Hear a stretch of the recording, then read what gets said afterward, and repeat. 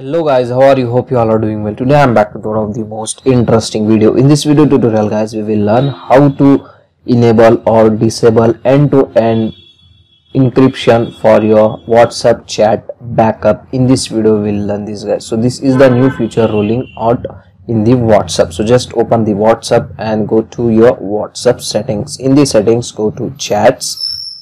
Like this, in the chats, scroll down and go to chat backup. Okay, and here you can get the option. If you want to enable the end-to-end encrypted chat backup on your device, just tap on it and then tap on turn on, and here you need to create the password for the chat backup. So after creating the password, just you need to remember the password. If you don't remember this password, you unable to get back your chat backup on your WhatsApp. Just tap on create password and enter your password and confirm it. Okay, if you want to disable it, you need to enter your password, and after that you can easily able to disable the chat backup on your Android phone for WhatsApp end-to-end encrypted backup. Okay, so in case this option, this feature is not showing in the WhatsApp, you need to update the app from the Google Play Store. After this you can also get this option.